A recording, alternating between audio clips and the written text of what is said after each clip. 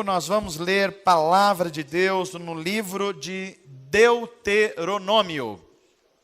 Deuteronômio, o último dos capítulos desse livro.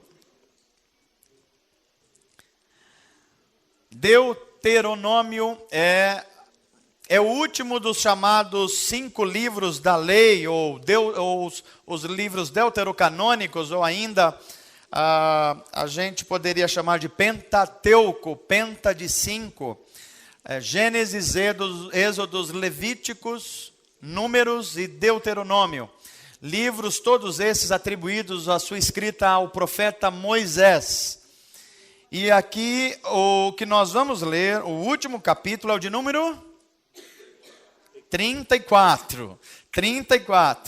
Nós estamos vendo o momento final, onde Moisés, depois de um longo período de liderança da nação de Israel, sendo um instrumento de Deus, sendo a voz de Deus para o povo, aquele que transmitiu e escreveu a revelação de Deus, Moisés agora está com 120 anos de idade. 120 anos de idade e ele ainda tem vigor físico, um pouco pelo menos. Os seus olhos, a Bíblia diz que ainda não estão cansados, ele ainda tem vigor para fazer, mas Deus já tinha estabelecido que Moisés ia até ali. Então, esse texto que nós vamos ler é um texto muito emocionante da Bíblia Sagrada, porque mostra um homem que deu a sua vida, o seu melhor, a sua saúde, a sua liderança, os seus dons, ou seja, foi um instrumento de Deus. E agora chega no final da sua carreira. Talvez Moisés aqui poderia repetir as palavras que Paulo mais para frente repetiu. Eu estou na minha caminhada, estou chegando no final da minha carreira, mas eu estou guardando a minha fé. Os meus olhos ainda não viram tudo o que é o propósito de Deus, mas o meu bom depósito está guardado. Então, Moisés está nesse momento emocionante de transferir a sua liderança para Josué.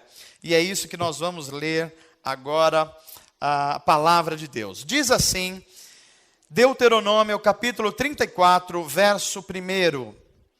Então, das campinas de Moabe, Moisés subiu ao monte Nebo, ao topo do Pisga, em frente de Jericó.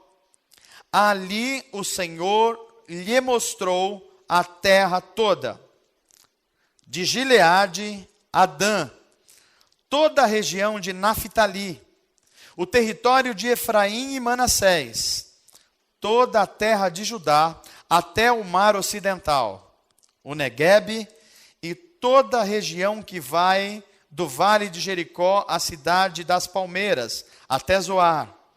E o Senhor lhe disse, esta é a terra que prometi sobre juramento a Abraão, a Isaque e a Jacó, quando lhes disse, eu a darei a seus descendentes. Permiti, Moisés, que você a visse com seus próprios olhos, mas você não atravessará o rio, não entrará nela. Moisés, o servo do Senhor, morreu ali, em Moabe, como o Senhor dissera. Ele, o próprio Deus, o sepultou em Moabe, no vale que fica diante de Bet-peor. Mas até hoje, ninguém sabe onde está localizado o seu túmulo. Moisés tinha 120 anos de idade quando morreu. Todavia, nem os seus olhos, nem o seu vigor tinham se enfraquecido. Amém? Vamos orar, fecha os teus olhos. Pai, nós te agradecemos pela tua palavra, que é sempre eficaz, que sempre cumpre o seu propósito. E todos nós estamos com o nosso coração aberto, ávidos, para que o teu Espírito nos comunique e ilumine a tua revelação. Pai, fala conosco, ou continue a nos falar. Fala aos corações aflitos. Fala àqueles que estão na iminência de tomar uma decisão importante. Fala àqueles que estão, Senhor, sob fogo cruzado nas batalhas dessa vida. Fala àqueles, Pai, que estão num momento de problemas financeiros. Fala àqueles que estão se sentindo culpados. Fala aqueles que estão com os ombros carregados pelas dificuldades da vida. Traz alívio ao coração, traz fé, nos levanta de novo, porque nós bem sabemos que o nosso descanso não é aqui. Nos fortalece, Pai, em nome de Jesus. Amém. Antes ainda que eu continue a falar sobre a palavra de Deus, eu queria que você olhasse aqui para o telão. Nós vamos pedir ajuda do pessoal da comunicação, e eu queria que você repetisse esse verso bíblico. Não precisa achar na sua Bíblia, não. É o profeta Amós que nos lembra de um dos textos que eu considero mais importante na nossa caminhada, para a gente lembrar no dia a dia. Esse texto aqui eu queria que a gente lesse junto. Vamos ler? Vamos lá? Levantai-vos e andai, porque não será aqui o vosso descanso, por causa da corrupção que destrói. Sim, que destrói grandemente. Eu queria que só as mulheres lessem. Vamos lá.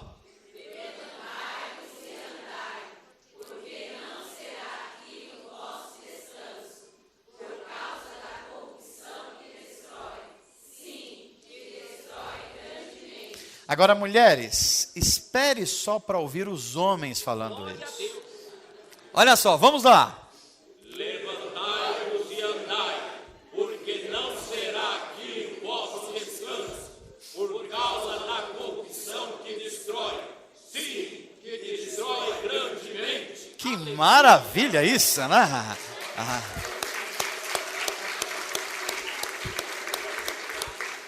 Que coisa impressionante. Nós precisamos fazer um quarteto masculino rápido aqui, um coral masculino, sei lá, alguma coisa do tipo. Olha o protesto feminino aqui, né, Vânia?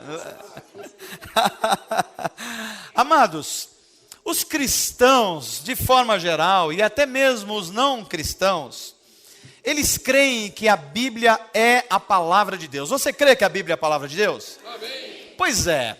Não é só nós que cremos, mas principalmente nós cristãos, nós cremos nisso. A Bíblia é a revelação de Deus. Quando Deus quis se revelar, Deus escreveu um livro.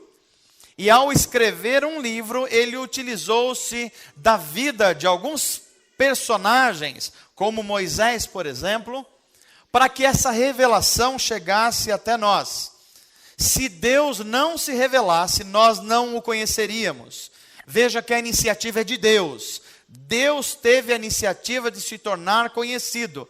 E para isso ele nos deu um livro, a Bíblia Sagrada. E não só isso, ele nos deu o seu Filho Jesus Cristo. Em Jesus nós sabemos quem Deus é. E mais do que isso, em Jesus nós sabemos quem nós deveremos ser. Então Jesus reflete para nós o Pai. Nós sabemos quem Deus é, esse Deus que é Espírito, que é luz inalcançável.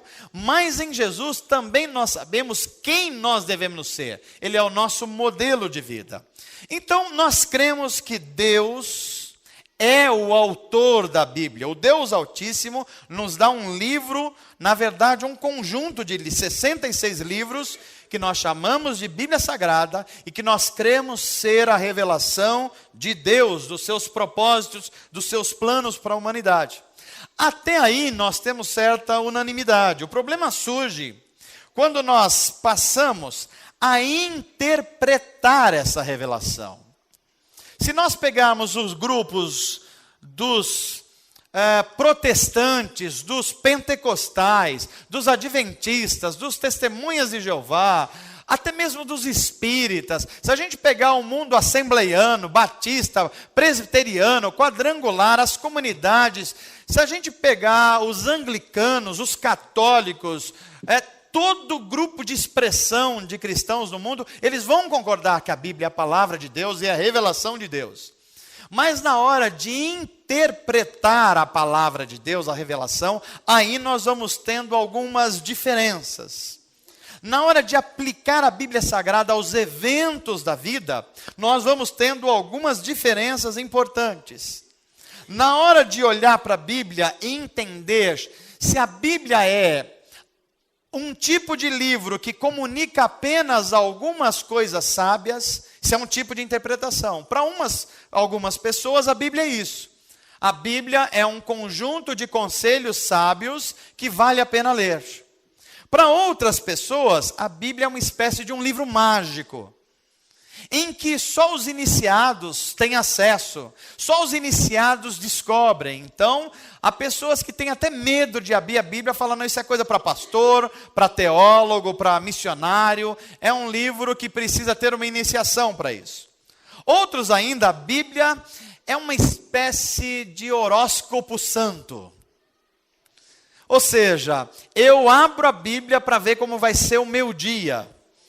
Se eu vou ter sorte no amor, já pensou isso? Se a minha situação financeira vai melhorar de uma hora para outra, se vai acontecer alguma coisa muito especial, então a Bíblia ela passa a ser uma espécie de um horóscopo. Então eu vou consultá-la para ver como estão as energias para o meu dia. Para outros ainda, a Bíblia é uma caixinha de promessas, em que eu risco alguns versículos bíblicos, ou eu tenho aquela caixinha de promessa mesmo em casa, onde eu puxo alguma coisa e aqueles versículos especificamente vão orientar a minha vida e o meu dia. Uma das coisas que às vezes eu me pego e me cobro quando estou estudando e lendo a Bíblia devocionalmente ou para ministrar a palavra eu preciso tomar cuidado quando eu marco demais a minha Bíblia. Tudo bem que não marcar a Bíblia pode ser um sinal de que a Bíblia não está fazendo parte do seu dia a dia. Mas quando você começa a marcar muito a sua Bíblia, pode ser um sinal também que você só aproveita algumas coisas da sua Bíblia. E você deixa de se alimentar do todo da palavra de Deus. Porém, a Bíblia, ela é muito mais do que isso que eu disse aqui. A Bíblia Sagrada é a revelação dos eternos propósitos de Deus para a vida humana. A Bíblia Sagrada, ela é a revelação dos propósitos de Deus para esse lado da existência humana e para o lado outro que virá. A Bíblia Sagrada é a forma que Deus escolheu para se comunicar com a sua criação e se revelar à sua criação. E o modo como nós interpretamos as Escrituras é da maior importância. Porque há uma diferença muito grande em você olhar a Bíblia, e eu vou dar aqui 2 pontos de vista. O primeiro é olhar a Bíblia Sagrada apenas do seu ponto de vista. Quando você olha para a Bíblia apenas com o seu ponto de vista, você vai conduzir a sua vida espiritual assim. Bem, eu vou ao culto, ou eu vou orar, ou eu vou dedicar os meus dons, porque fazendo isso, Deus vai me abençoar e eu vou ser uma pessoa bem-sucedida na vida. Esse é um modo de enxergar. O problema desse modo de enxergar não é que ele esteja errado, mas ele é limitado. Porque se você achar que a Bíblia é apenas isso, a hora que as coisas estiverem caminhando bem, vai estar tudo bem com você. Mas na hora que você começar a experimentar algumas provações, que certamente virão, você vai começar a achar que Deus não está olhando para você, que Deus não está se importando com você, e que algumas coisas estão acontecendo na sua vida e que não deveriam estar acontecendo. Ou mais, você vai ser tomado por uma culpa de que algo está errado na sua vida, por isso Deus está em silêncio para você. Agora há um outro modo da gente enxergar a Bíblia Sagrada. É a gente enxergar a Bíblia Sagrada como o plano de Deus para o todo da criação, para o todo da humanidade, e que nós nos inserimos nesse plano de Deus.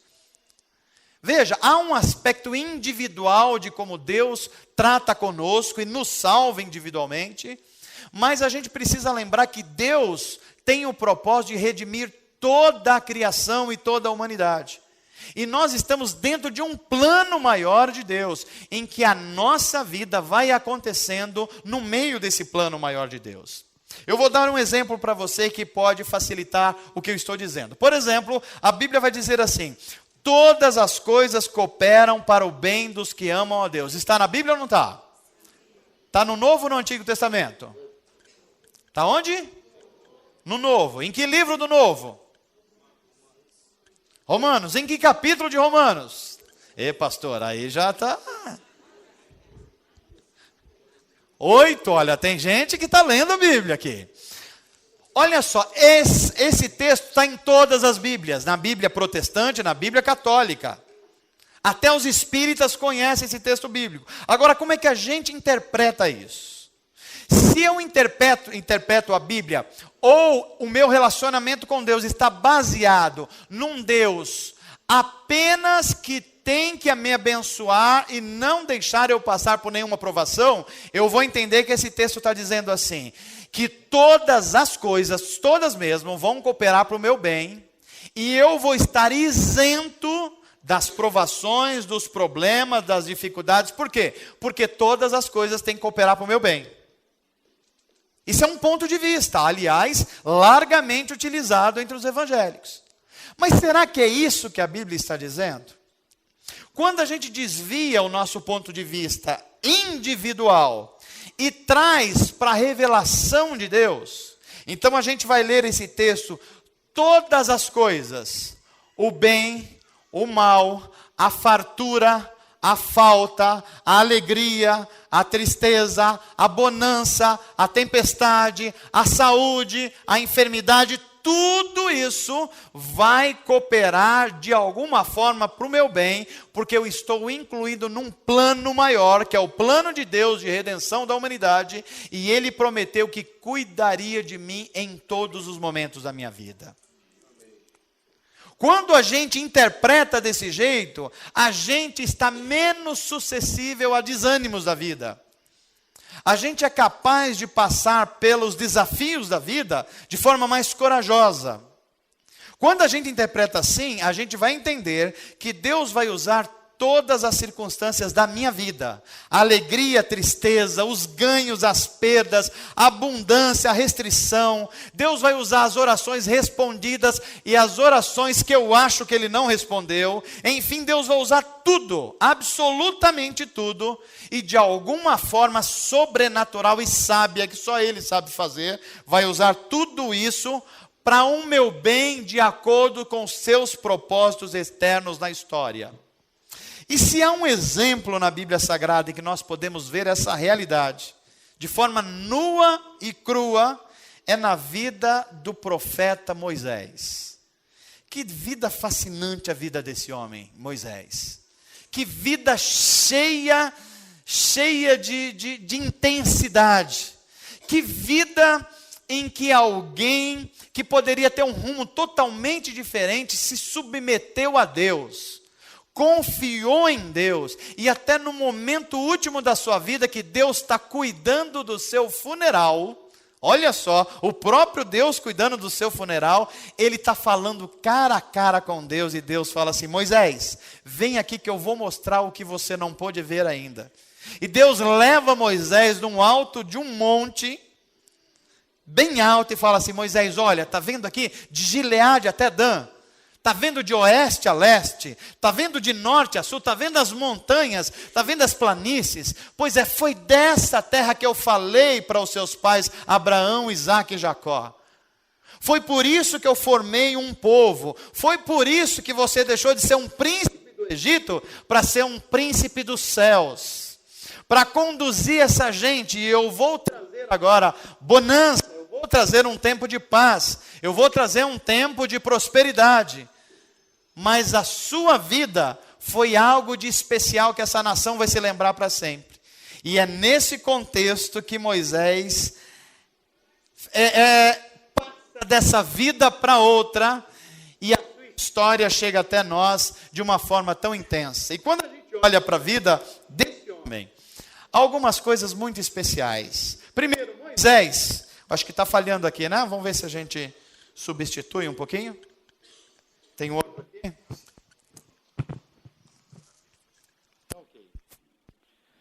É nessas circunstâncias que a gente olha para a vida de Moisés e a gente vê como Deus cuida dos detalhes e dos eventos da vida de alguém que se submete à sua vontade.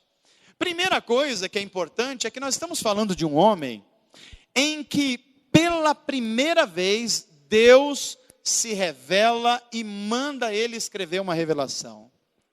É um homem que recebeu pela primeira vez o comunicado, a revelação dos propósitos de Deus, e ele escreve, e ele começa a ensinar uma nação em formação, o que Deus tinha como objetivo para eles e para a história da humanidade. Em outras palavras, Deus estava construindo um homem, ou um caráter no homem, para que uma nação fosse liderada em santidade, e essa nação trouxesse dentro de si, no seu útero, uma criança.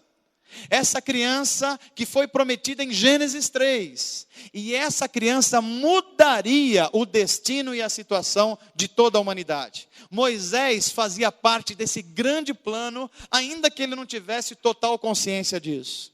E eu queria lembrar você nessa noite, que nós precisamos olhar para a vida desse homem, no meio dos nossos desafios.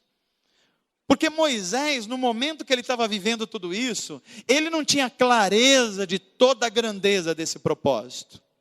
Como eu e você, muitas vezes não temos clareza do que Deus está fazendo no meio de situações da nossa vida. Mas Moisés se manteve fiel a Deus. Mesmo quando ele não entendeu, ele confiou. E ele se tornou esse gigante da fé, para o qual a gente pode olhar para a vida dele e ter tanta inspiração para a nossa vida. Uma das coisas mais especiais que eu vejo aqui na vida de Moisés, eu queria compartilhar com vocês, é um desprendimento de vida que Moisés tem, que me chama muita atenção. E nos dias como hoje, esse texto que nós lemos aqui, do texto de Miqueias, o que diz mesmo o texto de Miqueias, só para que fique preso, a primeira parte do versículo que a gente leu. Isso. Pode falar mais forte? Levantai-vos e andai. Por quê? Porque o vosso descanso não é aqui. Se teve uma pessoa na Bíblia que entendeu essa palavra do profeta Miqueias, muito antes dele foi Moisés. Porque Moisés foi uma das pessoas mais bem-sucedidas da Bíblia do ponto de vista secular. Quem era Moisés? Moisés foi filho de uma escrava hebraica. O seu nascimento foi tumultuado, ele quase morre nos primeiros meses. Foi salvo pela filha de Faraó, portanto uma princesa. É tomado e admitido na família do Faraó. E ele vai crescendo e se tornando um membro da corte real. Se a gente olhasse a vida de Moisés sobre os olhos da teologia mais evidente no Brasil hoje, a gente ia falar assim: esse cara prosperou. Por quê? O cara saiu do nada e agora é príncipe do Egito. O cara saiu do nada, morava lá no meio dos escravos e agora mora no palácio. Louvado seja o nome do Senhor. Nós estamos bem, Deus cumpriu o seu propósito, Deus me honrou. A gente provavelmente falaria assim: Deus colocou os meus inimigos debaixo dos meus pés e eu estou vivendo o melhor dessa terra. Deus pode terminar a história porque a coisa já aconteceu. Se a história de Moisés terminasse aqui, Moisés não seria essa inspiração que é para nós nos dias de hoje. E a primeira coisa que eu aprendo aqui com a vida de Moisés, na construção de um caráter santificado que Deus está fazendo, é que andar com Deus, e eu queria que você gravasse isso na sua mente. Se você decidir andar com Deus, você vai ter que se lembrar que andar com Deus também inclui andar por desertos. Amém, gente? Amém. Andar com Deus pode implicar de vez em quando você está nos palácios. Mas há uma certeza: andar com Deus implica em você também andar por desertos. E não é difícil a gente enxergar isso na mesa de Moisés, ou na vida de Moisés. Como eu disse, ele nasce de uma mãe escrava, logo é escolhido pela filha de Faraó, ele cresce no meio da riqueza, cresce no meio da sabedoria da nação mais poderosa do mundo, o Egito daquela época. Moisés está na linha de sucessão do trono do Faraó, porque sendo admitido como filho da filha de Faraó, ele passa a ser o neto de Faraó. E como vocês sabem, no mundo antigo, quem assume o reinado é o homem e não a mulher. Então o futuro de Moisés parecia brilhante na corte. Você, o próximo Faraó. Estou na corte, estou no meio da nação mais desenvolvida da minha época. Se a coisa parasse por aí, talvez a nossa impressão sobre Moisés seria muito diferente. Talvez a gente falasse assim, Deus honrou esse homem, ele levou ele a filho de escravo à vivência no palácio dos faraós. E a gente teria uma impressão da Bíblia Sagrada como o livro que fala de um Deus que promove para mim um plano de vida individual, um seguro de vida interessante, mas a gente não poderia falar que a Bíblia Sagrada é um livro em que eu aprendo sobre os propósitos de Deus para a minha vida e eu participo do projeto de Deus no mundo. Se Moisés parasse no palácio, não haveria a redenção de uma nação e a formação de uma nação escrava, e não viria a criança que seria gestada por essa nação, e a humanidade não se beneficiaria do Salvador do mundo conforme prometido em todas as Escrituras. Veja a brutal diferença de um ponto de vista e outro. Um é olhar para a vida e falar assim, eu vou andar com Deus, porque andando com Deus, Deus fará aquilo que eu quero e preciso. O outro ponto de vista é, eu vou andar com Deus, porque Deus tem um propósito maior na humanidade, de redimir a humanidade e a criação, e Ele está me chamando para participar de tudo isso. Há coisas que eu não vejo, que eu não enxergo, mas pela fé eu vou caminhar com Deus, porque a Bíblia diz que todas as coisas vão cooperar para o meu bem. Se há essa diferença brutal, se há essa diferença tão grande no modo de interpretar a Bíblia Sagrada, a gente pode achar que às vezes os caminhos de Deus passam apenas pelos palácios. Mas eu queria lembrar você que andar com Deus também inclui você passar por desertos. Diz para quem está perto de você assim, andar com Deus pode significar andar no palácio de vez em quando, mas certamente significa andar por desertos. Mas não tenha medo, Deus está com você. Amém, gente? O caminho de Deus pode passar pela abundância do palácio, mas também ele vai passar pelas restrições severas do deserto. O caminho de Deus, ele pode passar, como passou para Moisés, em algumas festas no palácio de Faraó, mas também pode passar pela solidão do deserto, como ele passou. Os caminhos de Deus na nossa jornada espiritual, o que determina o nosso sucesso não é a posição que nós nos encontramos, não é o que Deus deu para você, não é a sua importância, não é isso o mais importante na sua caminhada espiritual. A importância maior na nossa caminhada espiritual, nem mesmo é importante se você está no palácio ou no deserto. A grande importância que a Bíblia Sagrada dá à nossa caminhada espiritual é com quem você está caminhando na sua caminhada espiritual. E você pode falar assim, pastor, mas eu quero estar no meu melhor momento, desfrutar das bênçãos de Deus, isso é legítimo. Porque caminhar com Deus inclui também essas coisas, mas não só essas coisas. Porque os desertos da vida também são usados por Deus para santificar o nosso caráter. E para fazer a gente cada vez mais semelhante a Jesus Cristo. Na nossa jornada espiritual, o que vai determinar o nosso sucesso não é a nossa posição em que nós nos encontramos, mas quem é a nossa companhia na jornada. Deserto ou palácio não pode influenciar quem nós somos. Quer ver a grande diferença na Bíblia Sagrada de uma pessoa que falhou no palácio e outra que venceu no deserto? Olha para o Éden e a gente vai ver Adão. Adão tinha tudo o que ele precisava no Éden, gente. Tinha inclusive a companhia de Deus. Tinha fartura. Tinha prosperidade. Deus vinha falar com ele diariamente. Mas ele venceu ou falhou no jardim? Agora olha para Jesus de Nazaré, Mateus 4. Ele é conduzido pelo Espírito ao deserto. E lá no deserto ele teve fome? Ele teve sede?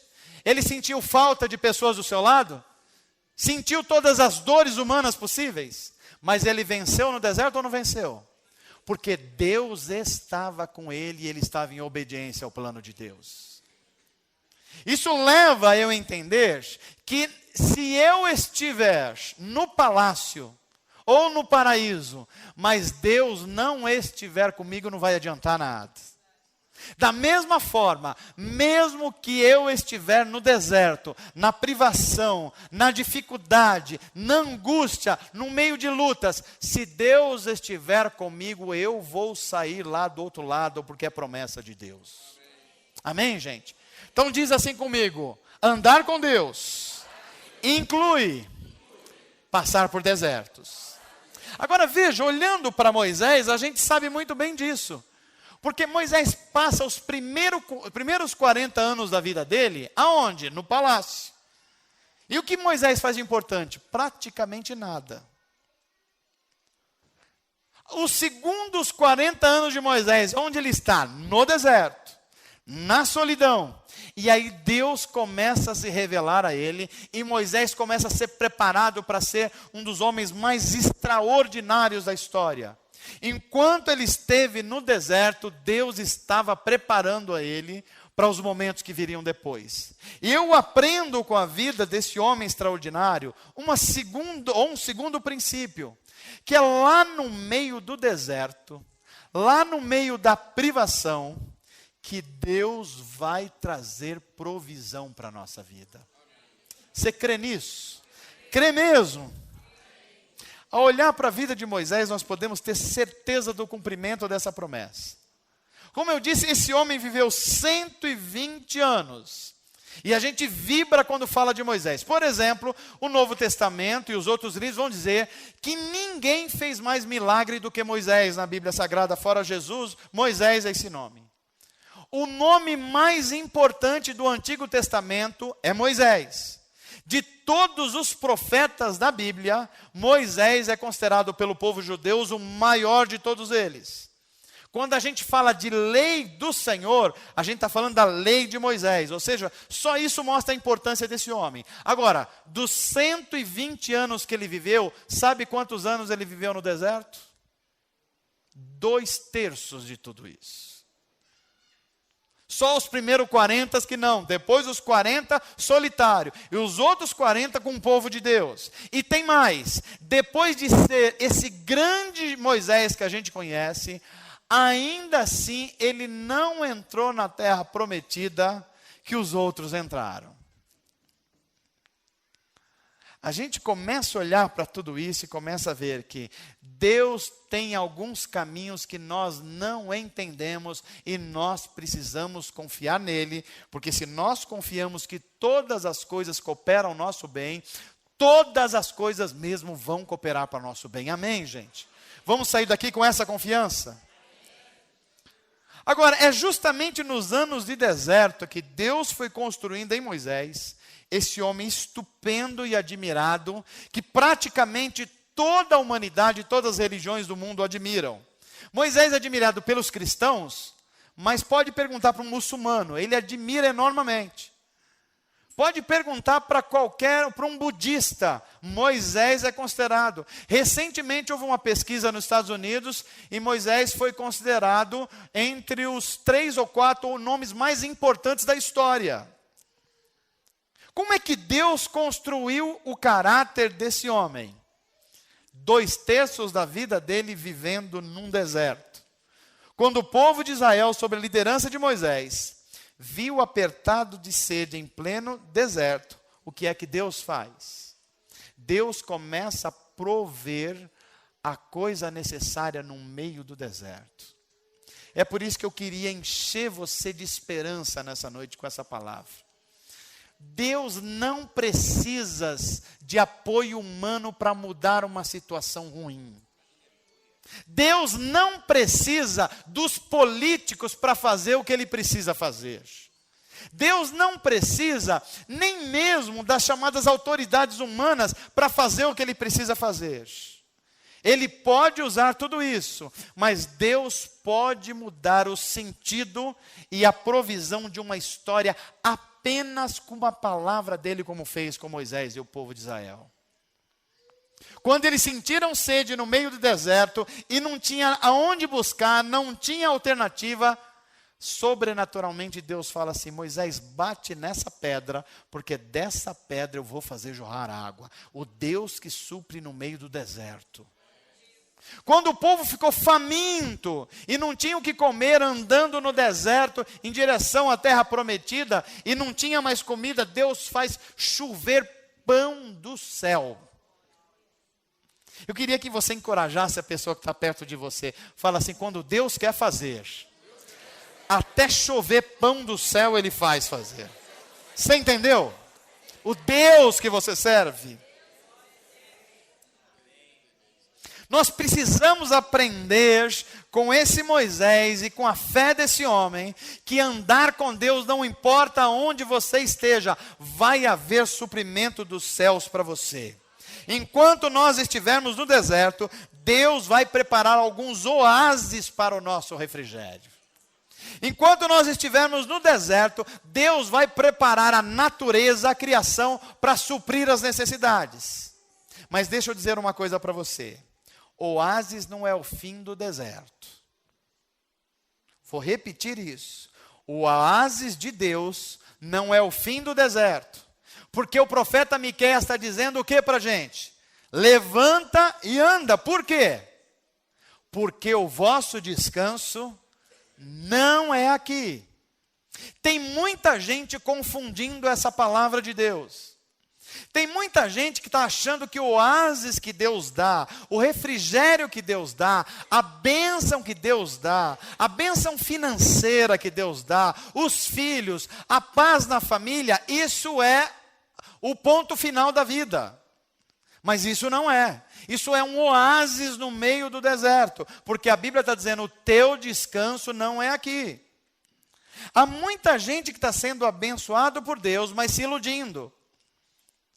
Há muita gente que ora e diz assim: Deus me abençoa financeiramente, eu quero experimentar o melhor fruto dessa terra, e Deus vai e abençoa. Aí a pessoa fala: esse é o fim de todas as coisas. A Bíblia está dizendo: não, levanta e anda, porque o teu descanso não é aqui. Tem muita gente que está vivendo um período de paz na sua vida, com seus filhos, com seus negócios, está muito bem e fala assim: isso é a parte final da bênção de Deus, eu estou debaixo da bênção de Deus, esse é o sinal de que eu estou. Não é isso. Esse é um oásis de Deus para refrigério. E você precisa se levantar e andar. Por que mesmo? Porque o teu descanso não é aqui. Precisamos ouvir a voz do profeta Miqueias a nos alertar. Se você está passando por um momento bom na sua vida, agradeça a Deus e desfrute. Mas lembre que o oásis não é o fim do deserto. Jamais nós vamos ter descanso completo nesse mundo. Sempre vai haver uma ansiedade no nosso coração por alguma coisa. E Deus permite isso. Por que mesmo? Porque o nosso descanso não é aqui. Fala para o seu irmão aí se ele entendeu isso. Você entendeu isso?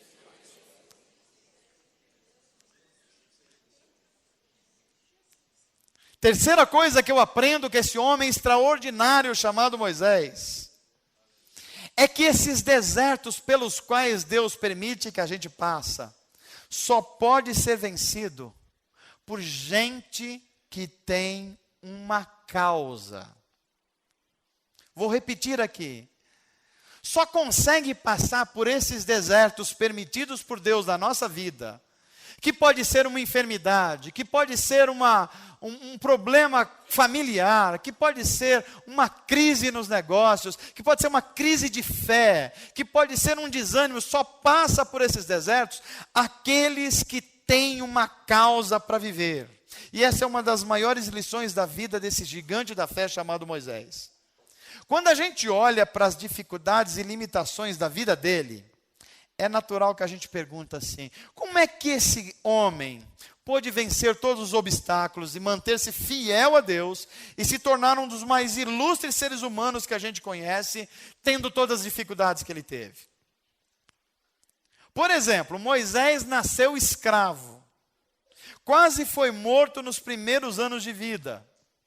Mesmo quando ele foi príncipe do Egito, ele teve que conviver com a desconfiança dos egípcios porque ele era um estrangeiro.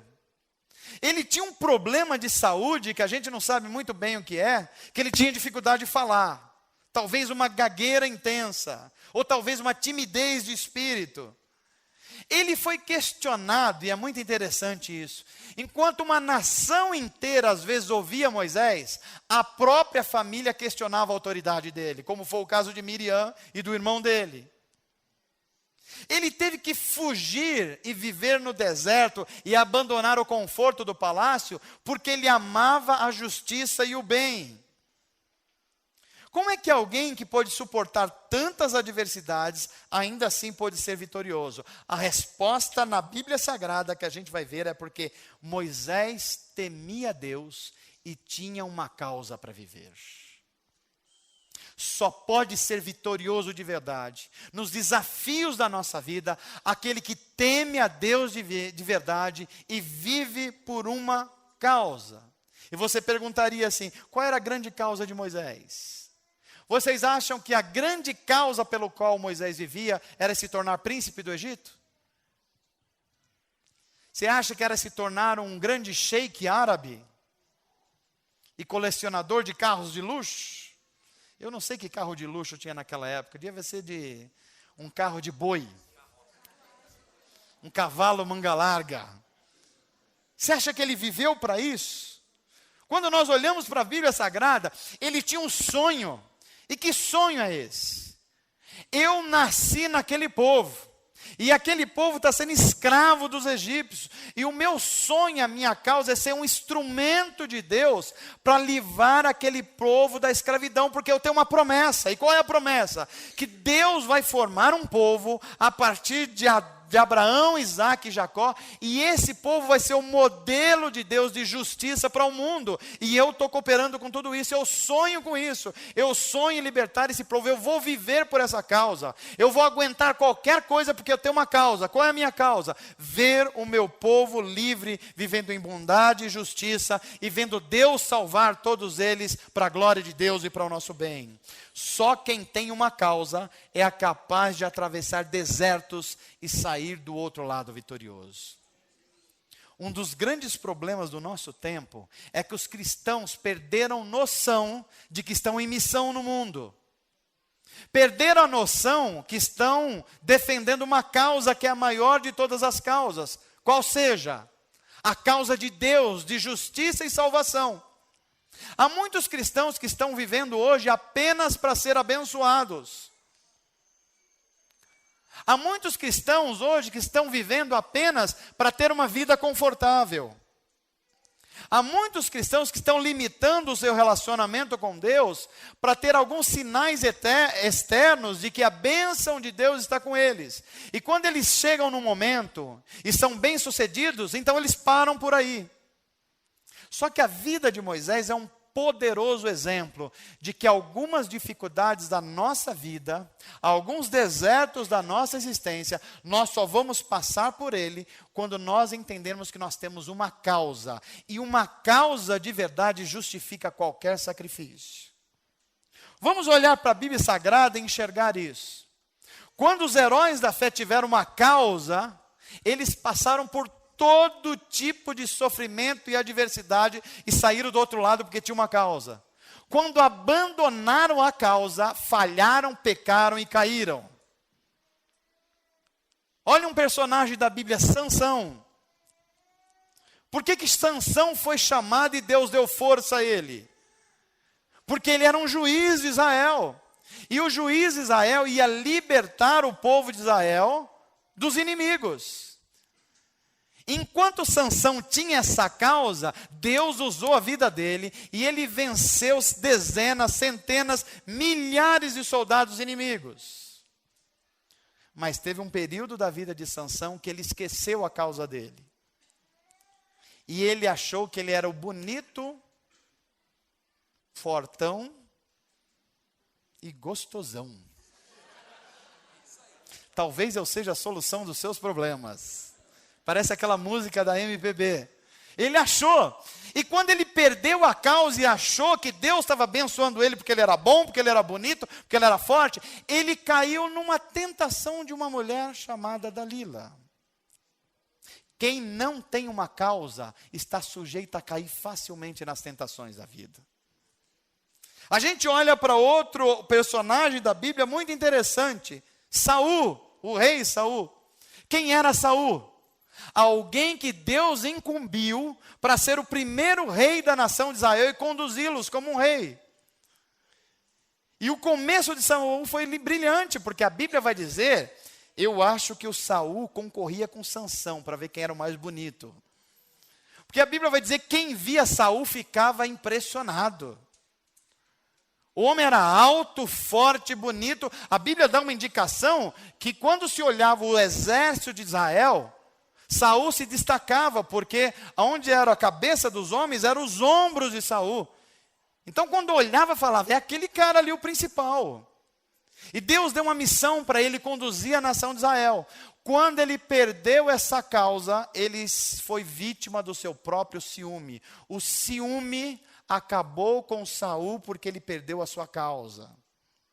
A gente olha para Davi, esse é mais espetacular ainda, porque Davi é um sujeito que a gente quer ser igual, que a gente se inspira, que a gente olha para ele como modelo, e a gente fala, esse Davi é fantástico. Quando ele vai lutar com Golias, eu acho lindo aquela expressão dele, porque ele é pequeno, ele é franzino, ele não é o mais preparado dos soldados, tentam dar uma armadura para ele que é de Saul, não serve, ele joga fora, mas quando pergunta para ele, Davi, por que é que você vai lutar, você vai correr risco de morte?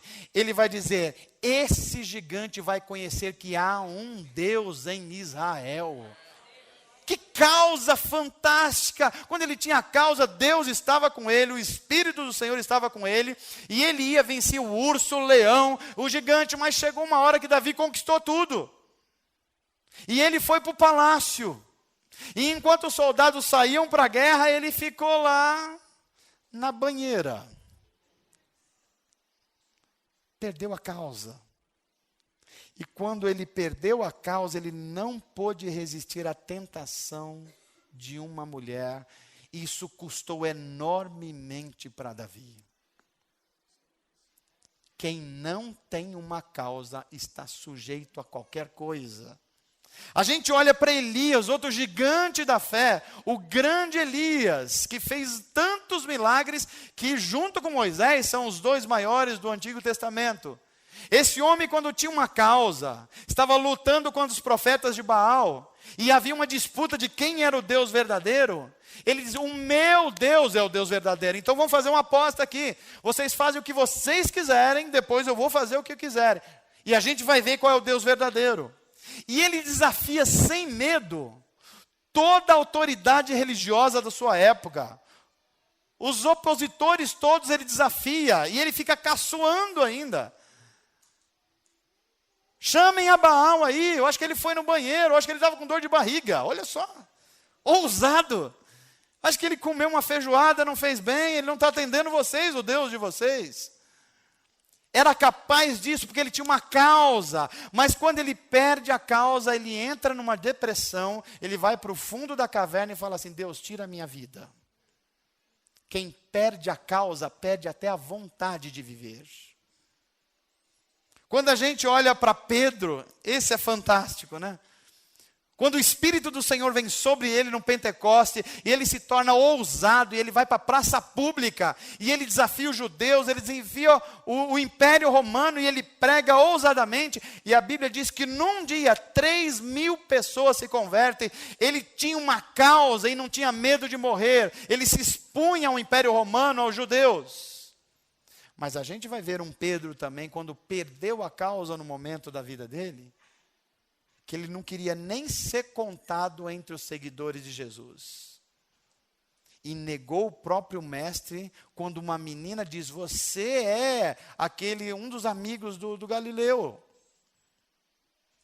Diz para quem está perto de você: sem uma causa, a gente fica pelo meio do caminho, nos desertos da nossa vida. Sem uma causa, a gente cede ao desânimo e não tem mais força para andar.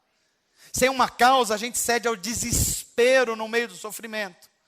Sem uma causa, a gente tende à autopiedade, a gente começa a ter dó da gente mesmo. Mas com uma causa, nós transpomos barreiras em nome de Jesus. Com uma causa, o Espírito Santo nos empodera para fazer coisas extraordinárias. Com uma causa, nós atravessamos os desertos da vida, porque o Espírito do Senhor irá nos levar a situações em que nós nunca vivemos, porque o Espírito dele estará conosco. Eu termino essa mensagem dizendo que muita gente tem desistido da vida, e resistido, ou melhor, e se entregado ao Espírito dessa época, porque está se deixando de se abrir para a revelação de Deus nas Escrituras. Quer ver? Eu vou dizer uma coisa para incomodar você. Você ama a Bíblia Sagrada? Ama ou não ama? Você crê que a Bíblia Sagrada é a revelação de Deus para a sua vida? Você crê que os propósitos eternos de Deus estão revelados nesse livro? Quantas vezes você se dedicou essa semana a esse livro?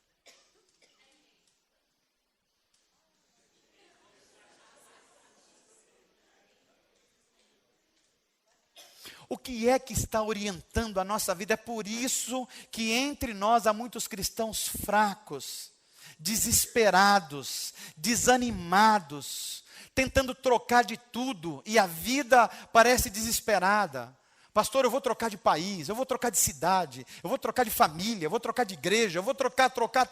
Vai trocando e nada disso resolve. Por quê? Porque nós estamos sendo orientados por outras coisas que não a palavra de Deus. Nós estamos sendo orientados pelas redes sociais. Nós estamos sendo orientados pelos jornais. Nós estamos sendo orientados pelos políticos de Brasília. A gente está sendo orientado até pelo vizinho. Mas deixamos de gastar tempo com a revelação de Deus, que é a verdadeira orientação para a nossa vida. E é por isso que nós não temos mais uma causa. Nós nos desesperamos como aqueles que não têm a Deus. Nós desistimos como aqueles que não têm Deus, porque nós estamos confiando em outras coisas. É por isso que a Bíblia diz: eles confiam em carros e cavalos, mas nós faremos menção do quê? Do nome do Senhor. Nós estamos chegando no momento que ou nós somos cristãos de verdade, ou nós vamos partir para o desespero como as outras pessoas. Se a gente tiver uma visão equivocada sobre Deus, nós não vamos poder estar dentro do plano de Deus para ser a solução de Deus em tempos de deserto. E é por isso que a gente precisa olhar para a vida de Moisés como um grande exemplo de alguém que tem uma causa e de alguém que vive em obediência a Deus. Alguém que está disposto a fazer sacrifícios pessoais, porque sabe que o seu descanso não é aqui. Se Deus te abençoou, se você prosperou, se você ganhou conhecimento, se você ganhou dinheiro, se a tua família está num momento de paz, se você está experimentando um momento bom com seus filhos, amém, desfrute disso, mas lembre-se, levanta e anda, porque o teu descanso não é aqui. Tem gente se conformando com o mundo, e a Bíblia vai dizer assim: não vos conformeis com essa era, com esse século. Por quê? Porque tudo isso vai passar. Passarão os céus e a terra, mas as minhas palavras jamais passarão. E eu queria terminar essa mensagem dizendo para você, do que é que você precisa se levantar nessa noite? O que é que o Espírito de Deus está falando da sua vida? No que você está se acostumando? Talvez você precisa se levantar de um sentimento de desistência das coisas da sua vida. um sentimento de angústia, de tristeza, e o Espírito do Senhor está dizendo para você: levanta e anda, porque o teu descanso não é aqui. Do que é que você precisa se levantar? Talvez seja de um pecado oculto, talvez seja de uma fraqueza interna, e o Espírito do Senhor está falando para você: levanta e anda, porque o teu descanso não é aqui.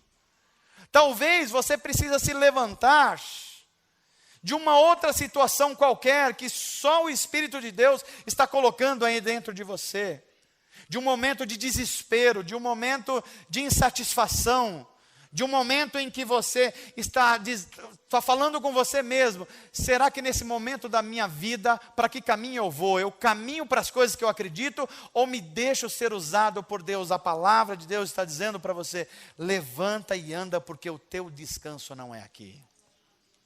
Se Deus presenteou você com coisas boas, desfrute, mas no meio desse desfrute, lembre-se: levanta e anda. Por que mesmo, gente? Porque o teu descanso não é aqui. Somente aqueles que entenderam essa profecia de Miqueias é que vivem por uma causa. Que causa? A causa do reino de Deus, que são capazes de ouvir e viver essa verdade. Então, em nome de Jesus e no poder do Espírito Santo, eu termino essa mensagem dizendo: esteja você onde estiver, no meio de um desânimo, no meio de uma culpa, no meio de um pecado, no meio de uma frustração, a palavra de Deus para você é hoje: levanta e anda. Por que mesmo? Porque o teu descanso não é aqui. Amém, gente? Olha para quem está perto de você e fala assim: você entendeu? Entendeu mesmo? Entendeu que andar com Deus inclui andar em desertos? Pode perguntar para ele. Entendeu que no meio do deserto Deus vai trazer provisão para você? Entendeu que você precisa viver por uma causa para não desanimar? Se você entendeu, então levanta e anda, porque o teu descanso não é aqui. Amém? Vamos levantar, porque o nosso descanso...